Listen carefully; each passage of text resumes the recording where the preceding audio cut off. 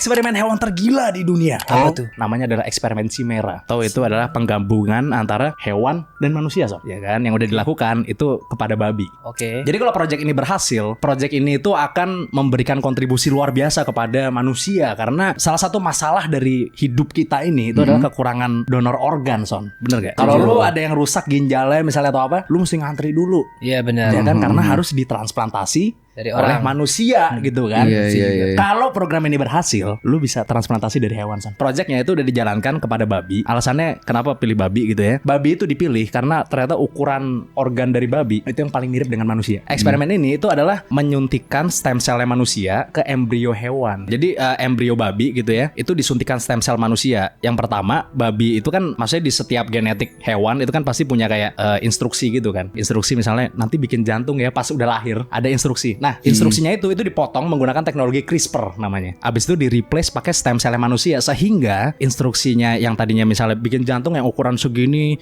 yang seperti ini itu diubah jadi bikin ginjal misalnya gitu yang ukurannya ukuran manusia. Yang mirip manusia. I see. Isinya sel-sel manusia, ya Iya, kan? Gokil. Jadi nanti kalau misalnya dilahirin, ginjalnya bisa ditransplantasi ke orang, Son. Karena banyak perdebatan tentang etik dan moral, nggak bisa dijalankan sampai lahir, Son. Oke. Jadi eksperimen ini itu baru bisa dijalankan tuh di atas cawan Petri doang. Dan juga ada yang gua tahu eksperimen tergila ya. Salah satunya itu waktu tahun 1980-an kalau nggak salah. Jadi ada kera yang kepalanya dipindahin kepalanya itu ke kera lain. Dan keranya itu yang si kera A ini, kepala kera A ini bisa menggerakkan badan kera B Kerabe ini. gitu. Iya. Pas dipindahin dia bisa ngerakin beberapa menit tapi akhirnya mati gitu meninggal. Iya. Tapi itu Anjir. gila sih, nyiksa banget sih. Kebayang sakitnya mereka. Yang gue tahu yang ini namanya eksperimen Project Lazarus ya. Ilmuwannya ini namanya Robert Carnish. Dia ini obsesi banget sama ngehidupin makhluk hidup yang udah mati gitu lah. Jadi dia ngelakuin eksperimennya itu, prosedur itu dia pakai anjing gitu kan, 5 anjing itu dinamanya Lazarus aja. Jadi di mati dulu lah gitu secara klinis gitu ya kan sampai jantung mati berhenti. Kata lu dicek kayak katanya enggak ya? Enggak, dia pakai gas nitrogen ya kan. Abis itu dia ini taruh di kayak di papan gitu, di atas papan, jungkat-jungkit yang khusus gitulah.